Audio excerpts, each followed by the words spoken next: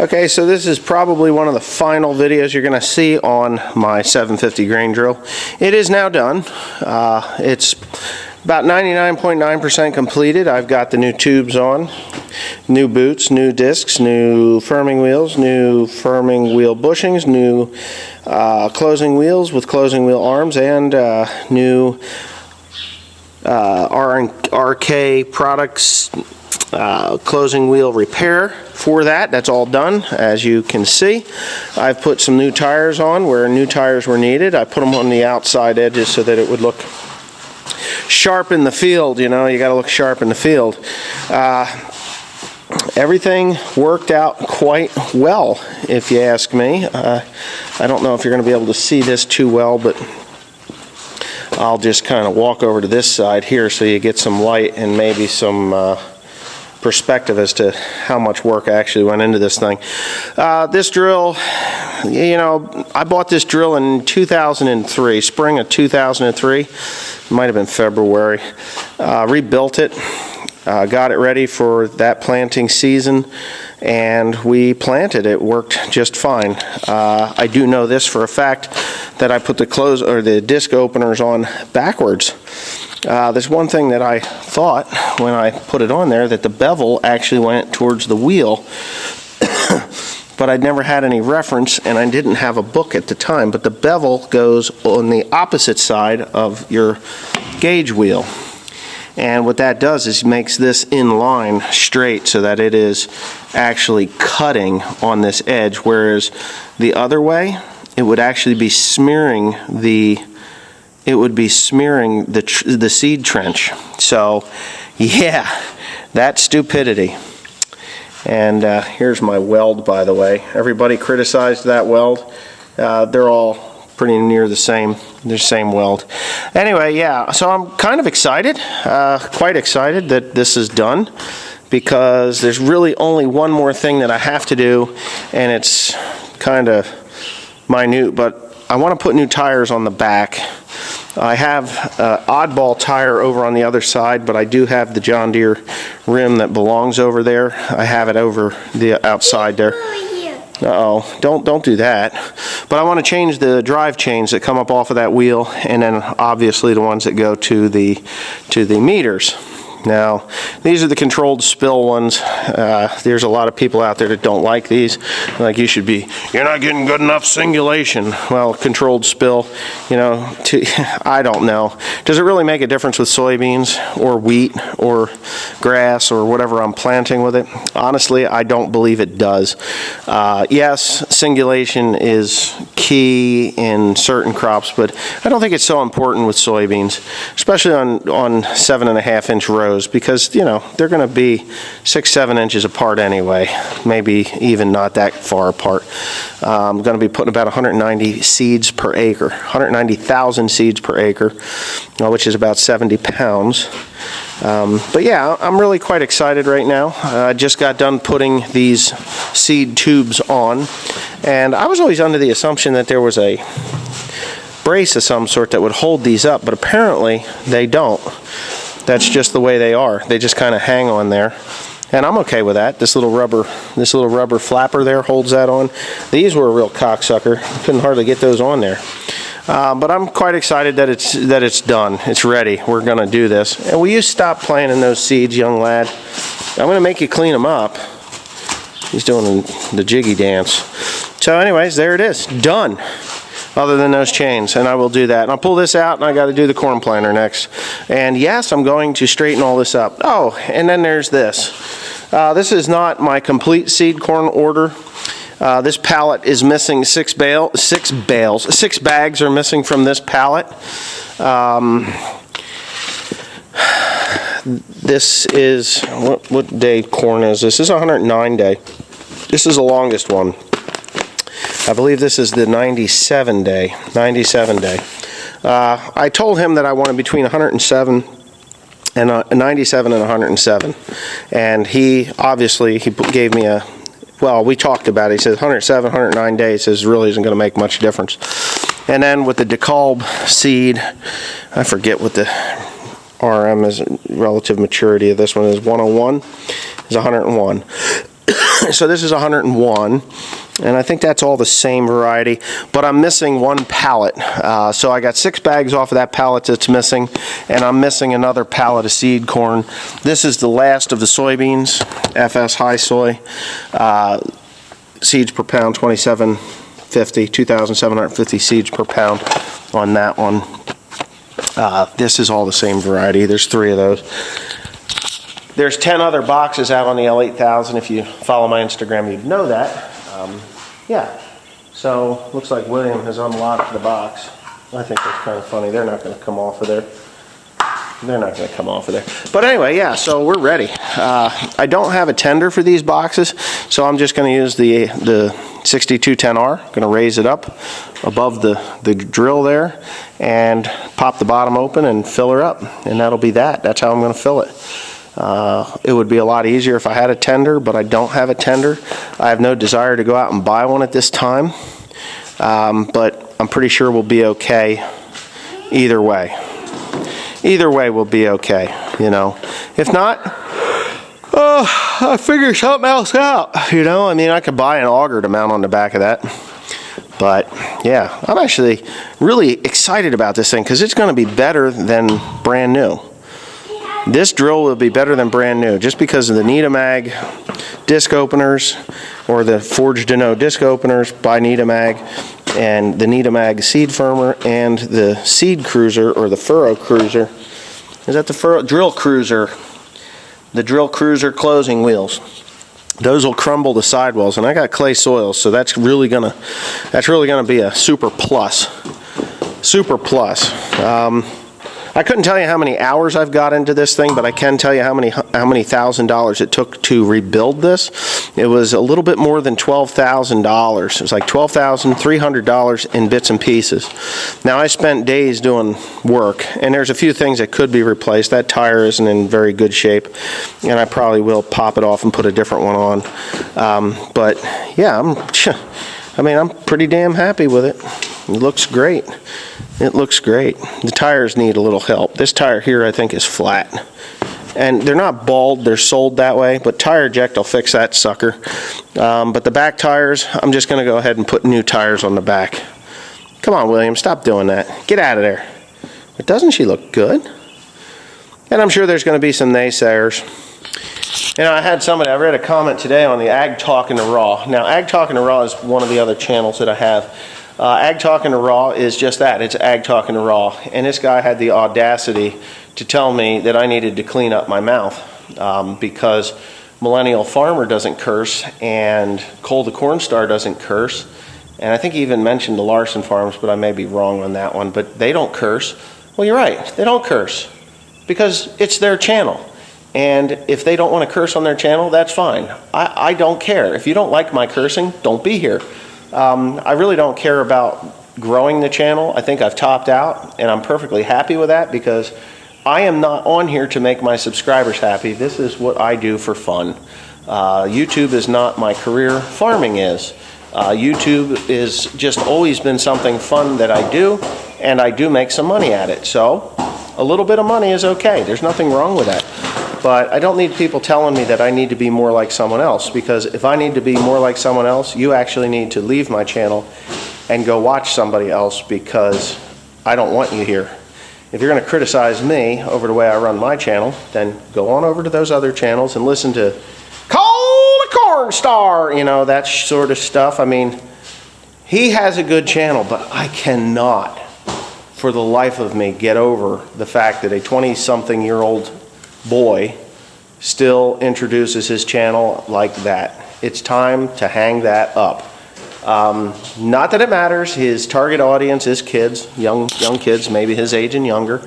I don't have a target audience. If you come and you watch, then you come, you watch, and you enjoy. If you don't come and watch and enjoy, then you don't come back. And there's no skin off my ass, because I'm not an influencer. I am a content creator. That's what I am. Influencers are different than content creators. Influencers have to control their mouth. They have to watch what they say.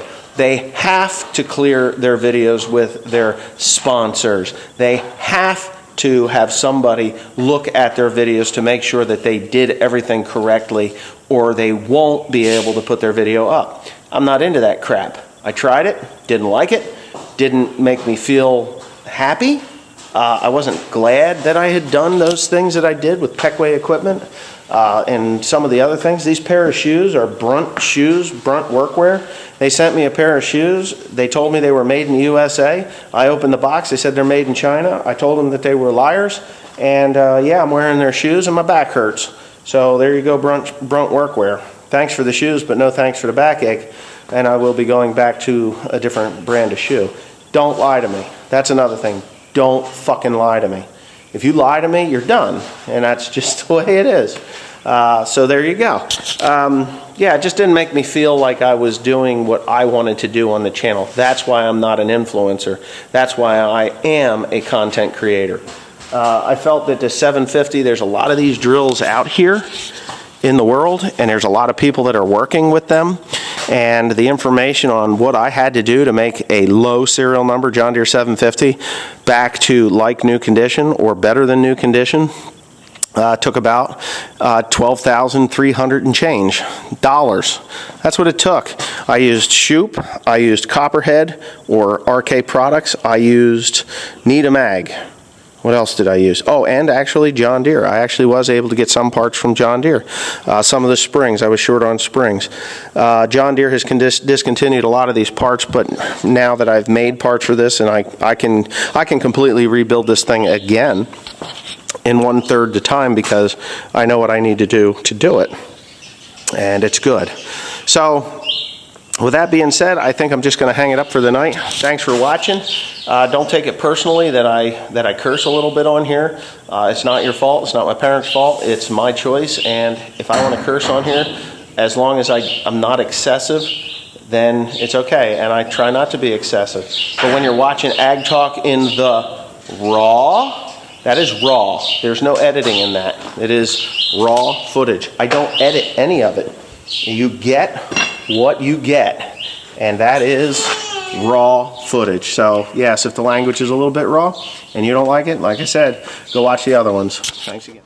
It is recording. Okay, so a couple of months ago there was a subscriber of mine that sent me a Sony camera to use, and I'm going to use it. It's a Sony Handycam. And if you remember back in the years past, before I went to the Olympus and some other cameras, it was pretty much the Sony Handycam is what I used. And I always liked them. They're not really super durable, but they work quite well.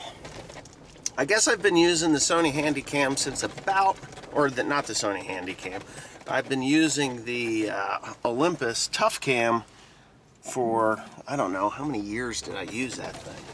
I think since about 2013. That was when I started with them. And they were the TG2 at that time. But anyways, I'm just severely disappointed in the quality of recording of that. So I'm going to give this 2012 model Sony Handycam another try. We'll see how it works, and I'm hoping that it works well. We will be spreading some compost today, so just gonna give it a shot, and it'll be me and William. But yeah, just stay tuned. Hopefully the quality of this, it is a 720, it is not a 4K because it is a 2012 model, but it was never used. It's just brand new. It's a brand new, like a new old stock. It's got sunshade and everything on it, and it looks kind of cool, but we'll see how it goes. Let's see. Alright, so I'm using the new camera, the new old stock camera. I can zoom in actually with this thing. Let's see, we do some zooming, maybe a little bit. You're not supposed to zoom in with these. So before you start with these machines, and I'm getting loaded right now with compost. Hopefully he gets it correct. Anyways, before you do anything, you have to go to your settings, and you go to your RTK, because this is RTK, and there's two different ways. You can run network RTK, which is a service you have to use, but I use the base station, I've already got my code punched in. I hit OK. That thing should say signal and current mobile base stations interfered. Please switch. Blah, blah, blah. That's a lie. It is connected. It says OK. You can see that it's connected. Once you do that, you can either hit that or you can just hit anywhere on the screen and it will go away. Now, because we're going to be doing a new operation, we go to task. Alright.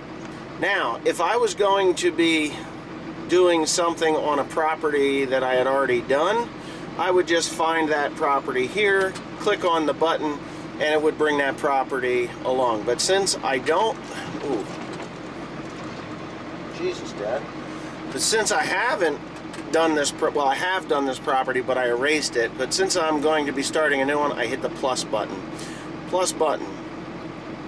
So what I'm going to do is I'm going to do this.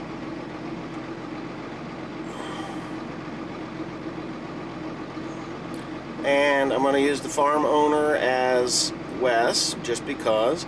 And use Pandy, and then I save that. Okay? Now, from that, I'm going to touch that one, and it says OK. Then I go to the next one. Oh, and I screwed up. Cancel that. Then I'm going to go to task. So the task is not done. So we go like so. Enter the task name. We're going to say compost, because that's what we're doing. And it's going to ask us what we are doing, and I am technically putting down fertilizer, etc. And I hit the save. Work name already exists. Let's just do 9. Save. Why it does that, I have no idea. But compost 9, then I will hit that. I'm not going to be using a boundary. I'm not setting a boundary. I don't have to. So now I'm just going to the guidance. And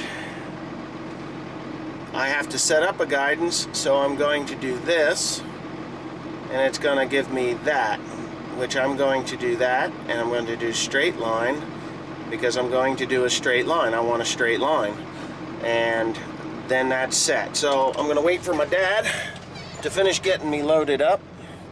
My RTK unit, I think I got some company. Oh, I do. My RTK unit is down there. You just set that up anywhere along the field. I can go miles away from that thing. So I'll just do that, and you can watch this operation. Dad hasn't loaded anything in a while.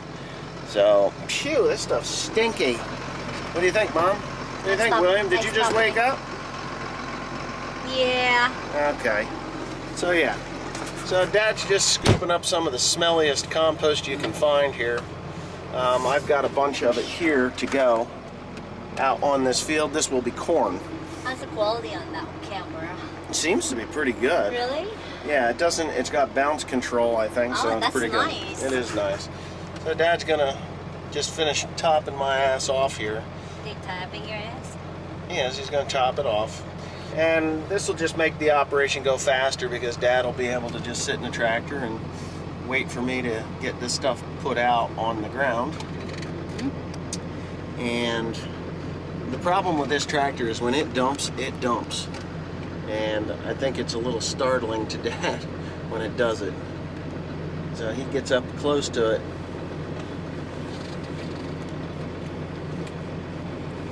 There it is. And he needs to... See, when it dumps, it dumps. It drives him a little bonkers. He should do one more, but we'll just go ahead and get this thing started.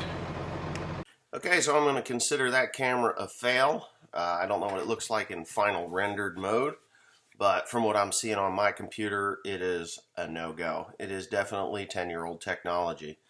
I've got these GoPro Hero 7s, and the reason I don't want to use these anymore is because they take an extraordinarily large amount of space up on my computer. And when I talk about extraordinarily large amount of space, just these cameras alone can fill this 3 terabyte computer up in a matter of, I don't know, 7 months, 6, 7, 8 months, something like that. Hard drives, I get those, what are they, 2 terabyte hard drives, external hard drives, or I'd be buying those, and they're a couple $100 a piece. So it would just it fills those up extraordinarily fast. My computer and my brain don't seem to work the same, and I have put those. I got half a dozen of them around here because I'm sick and tired of filling them up. And then when I go to upload them to the computer or go retrieve information off of them from my computer, you know what happens, don't you? It tries to download that into my computer, and then what? Then it jams up the computer tighter than a pig's ass, and then I've got that problem. So I'm going to find a different option. I'm looking at the DJI Osmo front and rear facing camera setup. They're magnetic, already magnetic. They kind of look like this. They are a 5K camera, I believe, 4 at the minimal. And I can just stick them, doink, without a case or anything. Just stick them where I want them. They're supposed to be an action style camera that's, and the Osmo little doodad that it mounts onto is tits, if you ask me. I mean, that thing will do its job. So yeah, so that's kind of what I'm looking at doing as far as cameras are concerned. I'm recharging that thing there now. That'd be good for a beginner, somebody that's beginning in just minor YouTube videos, like a kid, somebody's Christmas gift for kid. And I do really appreciate the fellow that sent me this thing. For the love of God, I had a letter with it, and I can't find the damn thing. But I really do appreciate the thought of giving me that camera to use. It is an HDR CX700V, and I don't understand. It should be 720, but it looks like it's like 380 or 240 or whatever the hell those things are. It's grainy as crap. Maybe when it's done rendering, it'll look better. I've got my computer set up to render in 720 because 4K on this thing, it would take me 14 hours to upload because I do live out in the sticks of New Jersey. We can't even get satellite TV here. But anyway, yeah, thanks for watching. I hope you enjoyed what you saw. And don't start making comments about how I feed the trolls. I'm not feeding the trolls, guys. Just look. If you think I'm feeding the trolls, you may very well be one of those trolls. Not really. I don't care one way or the other. Yeah, just, this is the point. If you don't like me and you think I should be somebody else, go watch somebody else. It's no skin off my ass if you go over to the unsubscribe button, and because you can't handle the way I speak. I am not castrated on my channel. I owe no one anything. No one anything. And because I opted years ago not to sell myself out to other corporations. You see, and I guess I'm going to go into something here. Maybe I'll put it on Ag Talking Raw. I don't know. I'm not going to sell myself out to other corporations. There's just no need for it. To sell myself out would mean I sold my channel, and then I don't own the channel. And those corporations, even though they pay pretty decent money for the influencers to influence people like myself and others that watch these things, they pay them okay money. It is nothing compared to what they are making.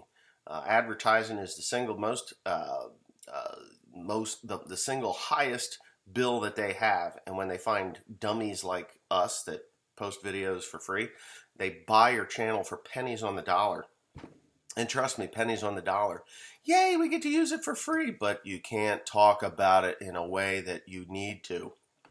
And you influence people like myself about a piece of equipment that you are watching on, and we'll just use the big names, Millennial or Cole or Larson or Welker or any of these other super big bought-in channels.